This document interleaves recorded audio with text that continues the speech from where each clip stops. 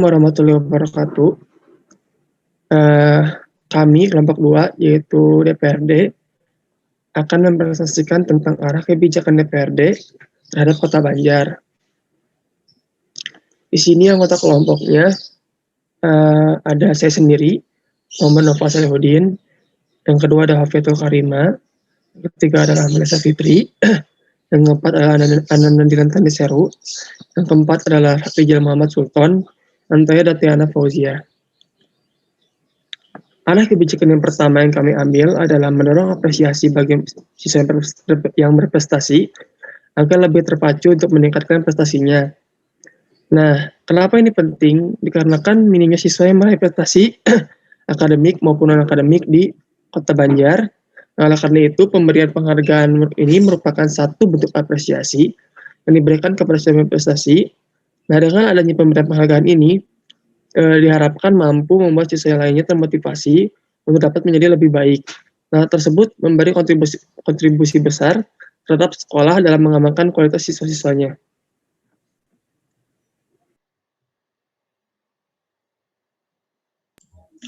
Untuk arah kebijakan selanjutnya yaitu meningkatkan kualitas dan kuantitas pelayanan sarana kesehatan, terutama sarana kesehatan puskesmas. Sarana kesehatan sangat penting untuk menunjang tingkat kebutuhan kesehatan masyarakat, dikarenakan di masa pandemi seperti fasilitas kesehatan sangat dibutuhkan oleh masyarakat, baik dalam hal kualitas ataupun kuantitas, sehingga diharapkan mampu mengembangkan dan meningkatkan kualitas sarana kesehatan di Kota Banjar. Nah, arah kebijakan yang ketiga adalah pengembangan sekolah gratis di tingkat pendidikan dasar dalam rangka mengatasi banyaknya korban pandemi yang tidak dapat bersekolah dikarenakan faktor ekonomi. Nah, kenapa ini penting? Dikarenakan dalam masa pandemi COVID-19 ini, banyak sekali masyarakat yang mengalami penurunan pendapatan ekonomi, yang membuat banyak sekali anak-anak yang tidak bisa bersekolah, terutama orang yang berpendapatan rendah, yang membuat, dengan membuatnya sekolah gratis ini, diharapkan mampu berkontribusi besar terhadap peningkatan sumber daya manusia di Kota Banjar agar lebih baik lagi ke depannya.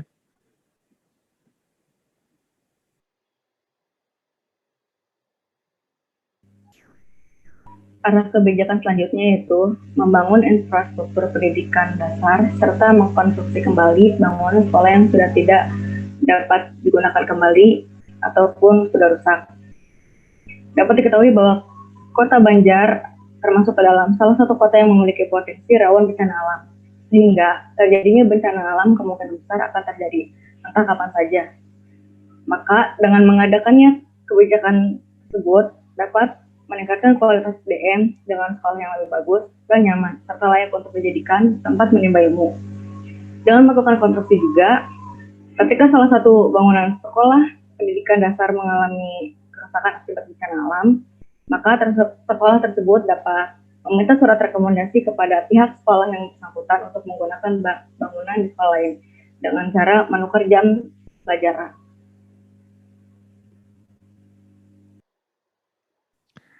Kebijakan selanjutnya adalah mengadakan pelatihan pelayanan kesehatan kerja untuk pegawai rumah sakit. Yang perlu kita ketahui pertama adalah K3RS itu apa? K3RS itu adalah keselamatan dan kesehatan kerja rumah sakit adalah segala kegiatan untuk menjamin dan melindungi keselamatan dan kesehatan bagi sumber daya manusia rumah sakit, pasien, pendamping pasien, pengunjung, maupun lingkungan rumah sakit melalui upaya pencegahan kecelakaan kerja dan penyakit akibat kerja di rumah sakit.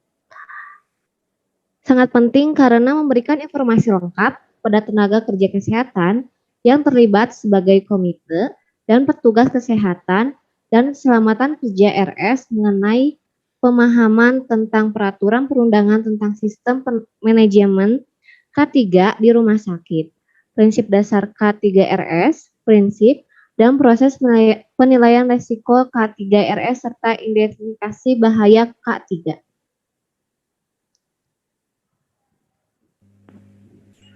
Arah kebijakan selanjutnya yaitu meniadakan sistem zonasi di setiap sekolah. Ini dijadikan kebijakan karena setiap sekolah memiliki kualitas yang berbeda mulai dari akreditasi hingga fasilitas yang dimiliki. Oleh karena itu, setiap pelajar juga memiliki hak untuk memutuskan dan menentukan sekolah yang mereka inginkan untuk menjadi tempat mencari ilmu.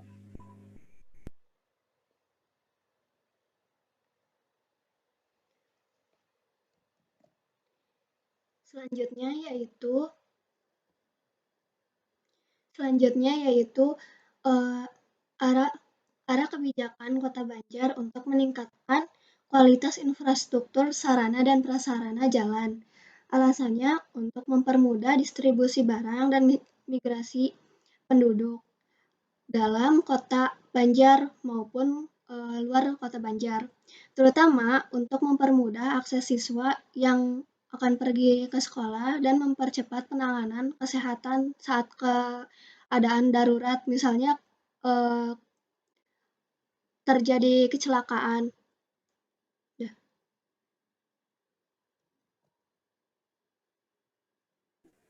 Nah, mungkin sekian dari kami.